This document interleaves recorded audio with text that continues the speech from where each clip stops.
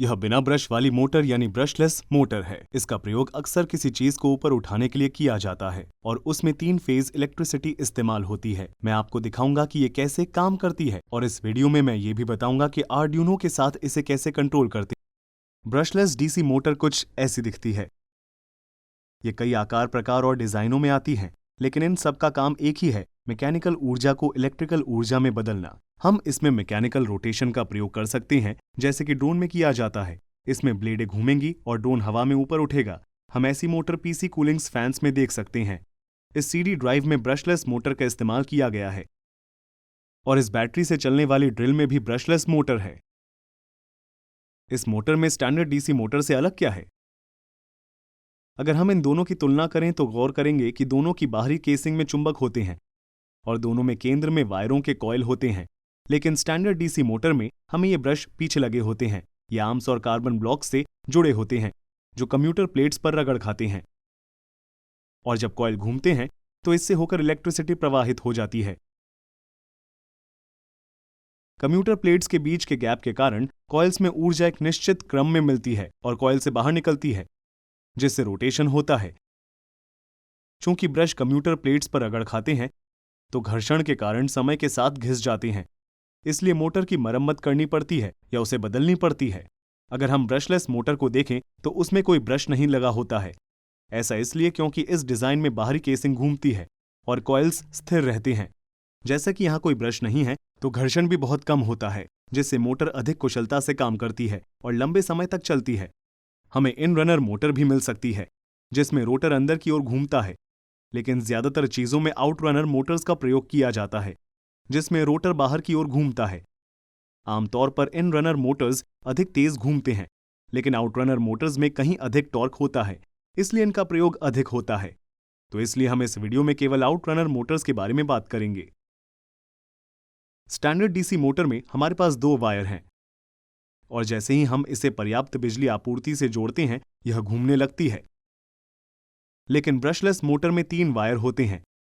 ये wire electronic speed controller से connect होते हैं। मुख्य कंट्रोलर पल्स विड्थ मॉड्यूलेशन की मदद से स्पीड कंट्रोलर को सिग्नल्स भेजता है।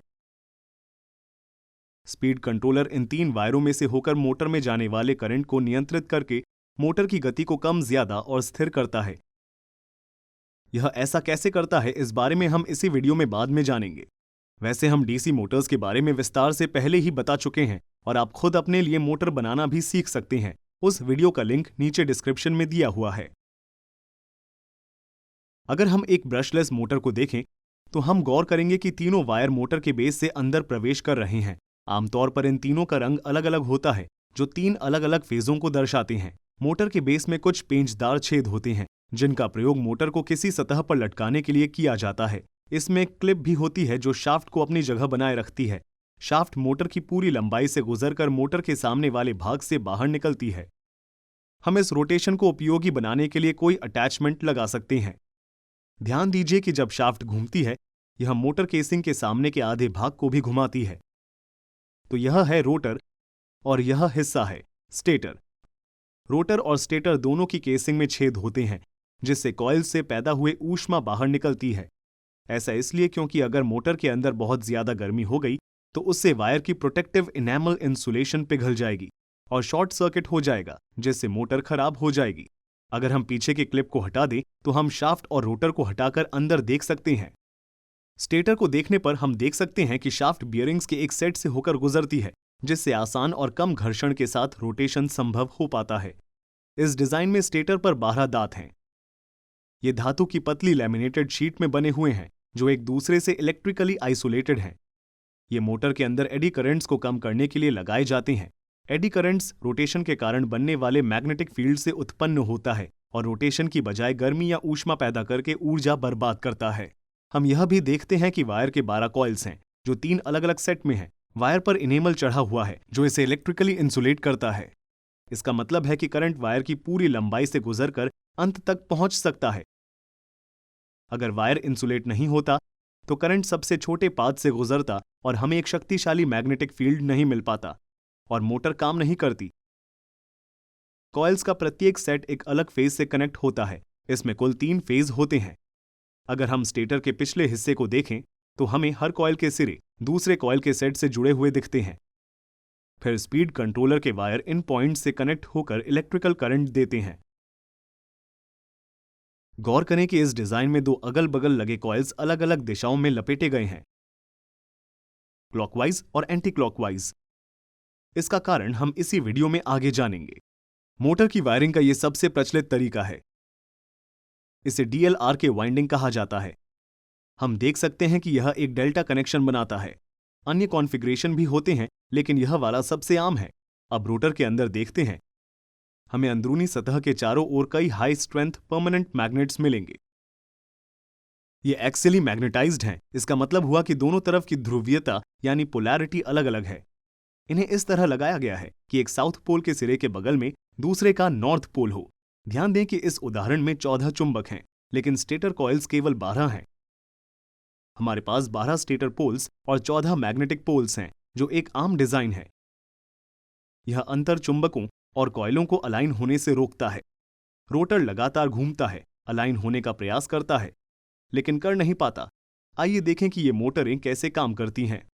लेकिन पहले सोचें कि आपने ब्रशलेस मोटर्स का प्रयोग कहां देखा है। हमें नीचे कमेंट सेक्शन में बताएं। आइए अब समझते हैं यह मोटर काम कैसे करती है। ब्रशलेस मोटर में 3 वायर हैं, जो मोटर के अंदर कॉइलों के 3 सेटों से कनेक्ट होते हैं।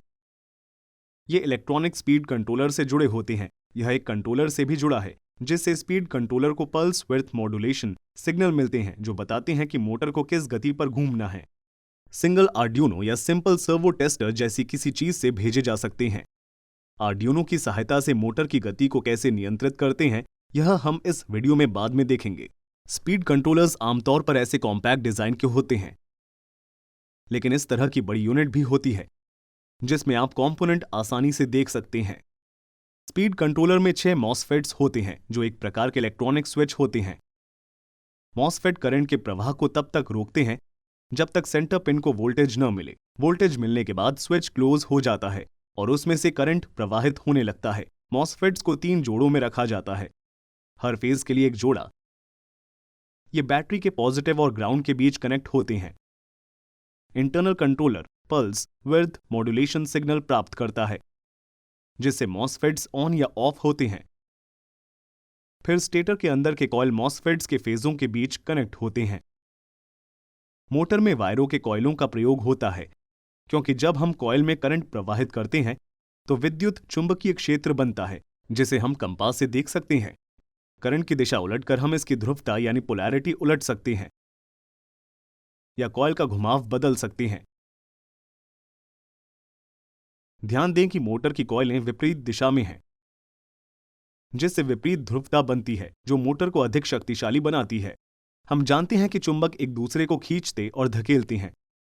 उनका प्रयोग करके हम घूर्णन यानी रोटेशन पैदा कर सकते हैं। हम कॉइलों को नियंत्रित करके रोटेशन को भी सटीकता से नियंत्रित कर सकते हैं। यदि हम एक फेज में ऊर्जा देते हैं, ये रोटर के कई बिंदुओं पर चुंबकों को खींचेगा और धकेलेगा, जिससे रोटेशन पैदा होगा और हमें एक शक्तिशाली मोटर प्राप्त होगी। कंट्रोलर में पल्स विड्थ मॉड्यूलेटिंग सिग्नल प्राप्त होते हैं। इसका मतलब है कि वायर में वोल्टेज पल्स के रूप में भेजी जा रही है। पल्स की चौड़ाई अलग अलग हो सकती है। यह बिल्कुल वैसा ही है जैसे लाइट जलाने के लिए स्विच ऑन करना। जितनी देर तक स्विच दबाकर रखेंगे, पल्स उतनी ही लंबी होगी। ये पल्स हर 20 मिलीसेकंड्स पर भेजी जाती है, यानी हर सेकंड में 50 बार। हम डिवाइस को ऑसिलोस्कोप से कनेक्ट करके पल्स देख सकते हैं। बड़ा करने पर हम देख सकते हैं कि मैं जैसे जैसे डायल घुमाता हूं, पल्सेस की चौड़ाई बदलती है। इसलिए इसे पल्स विड्थ मॉड्यूलेशन कहते हैं। यदि मैं वोल्टेज बदलता हूं तो पल्स उच्च वोल्टेज की बन जाती है, लेकिन उसकी चौड़ाई में कोई अंतर नहीं आता है। इंटरनल कंट्रोलर में यह पल्स पहुंचती है, जिससे स्टेटर में कॉइलों को ऊर्जा देने के लिए मॉसफेट्स एक विशेष क्रम में ऑन और ऑफ होते हैं। इसकी गति प्राप्त होने वाली पल्सों की चौड़ाई पर निर्भर करती है। इससे एक घूमने वाला विद्युत चुंबकीय क्षेत्र बनता है, जिसके 6 चरण होते हैं। कॉइल के केवल 3 सेट हैं, इसलिए जब भी उसमें ऊर्जा जाती है, करंट की दिशा उलट जाती है। इस तरह ध्रुवता बदलती रहती है। मॉसफेट्स जितनी तेजी से ऑन ऑफ होंगे, रोटेशन भी उतना तेज होगा। ऑसिलोस्कोप का प्रयोग करके हम देख सकते हैं कि पल्स की चौड़ाई बढ़ने पर मोटर तेजी से घूमती है। तो पल्स की चौड़ाई से निर्धारित होता है कि मॉसफेट्स किस गति से ऑन ऑफ होंगे। इससे मोटर की गति भी बदलती है। स्पीड कंट्रोलर को रोटर का ओरिएंटेशन पता होना चाहिए। कुछ मोटरों में चुंबकों की ध्रुवता बदलने का पता लगाने के लिए हॉल इफेक्ट सेंसर का प्रयोग किया जाता है। इससे एक अनूठा पैटर्न बनता है जिससे कंट्रोलर रोटर की पोजीशन को मैप कर सकता है। हालांकि इस तरह की अधिकतर शॉक या मोटरों में हॉल इफेक्ट सेंसर्स का प्रयोग नहीं होता है। इसकी जगह स्पीड कंट्रोलर से बैक ईएमएफ मापा जाता है। हम जानते हैं कि जब हम कॉइल से करंट प्रवाहित कराते हैं तो चुंबकीय क्षेत्र उत्पन्न होता है जो दूसरे चुंबक को घुमा सकता है।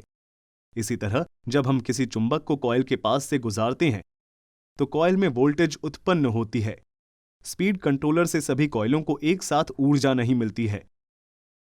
जब चुंबक बिना ऊर्जा की कॉइल के पास से गुजरता है तो कॉइल में वोल्टेज पैदा होती है जिसे वापस कंट्रोलर में भेज दिया जाता है। इसे हम बैक ईएमएफ कहते हैं। स्पीड कंट्रोलर देखता है कि कॉइल में कब इलेक्ट्रिसिटी दी जा रही है और कब यह इलेक्ट्रिसिटी पैदा कर रही है। इससे यह एक अनूठा पैटर्न बनाता है और रोटर की पोजीशन निर्धारित करता है। जब आप मोटर चालू करेंगे तो इसमें से आवाज आएगी और थोड़ा रोटेशन होगा। इससे ओरिएंटेशन का पता चलता है। आइए अब यह सर्किट बनाते हैं और सीखते हैं कि आर्डिनो की सहायता से ब्रशलेस मोटर को कैसे नियंत्रित करते हैं। अब हम सीखेंगे कि आर्डिनो और पोटेंशियोमीटर की सहायता से ब्रशलेस मोटर को कैसे नियंत्रित करते हैं। इसके लिए हमें एक आर्डिनो, एक ब्रशलेस मोटर, एक पोटेंशियोमीटर, एक स्पीड कंट्रोलर, एक पावर सप्लाई और कुछ वायरों की आवश्यकता होगी। सबसे पहले ब्रशलेस मोटर को स्पीड कंट्रोलर से कनेक्ट करना होगा। फिर स्पीड कंट्रोलर से सफेद सिग्नल वायर को आर्डिनो के पोर्ट 9 से कनेक्ट करेंगे। आर्डिनो इस वायर के जरिए स्पीड कंट्रोलर को पल्स विड्थ मॉड्यूलेशन सिग्नल भेजेगा। फिर लाल वायर को स्पीड कंट्रोलर से ब्रेडबोर्ड के पॉजिटिव रेल में जोड़ दें। इससे ब्रेडबोर्ड को लगभग 5 वोल्ट्स का सिग्नल मिलेगा। फिर लाल वायर को पॉजिटिव रेल से आर्डिनो के 5 वोल्ट पोर्ट में जोड़ देंगे। इससे आर्डिनो को पावर मिलता है। फिर काले वायर को आर्डिनो के ग्राउंड पोर्ट से ब्रेडबोर्ड के ग्राउंड रेल में कनेक्ट करेंगे।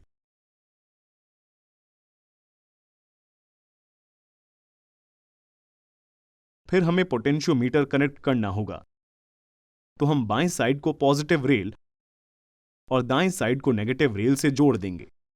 अंत में सेंटर पिन को आर्डिनो के A0 पोर्ट से कनेक्ट कर देंगे।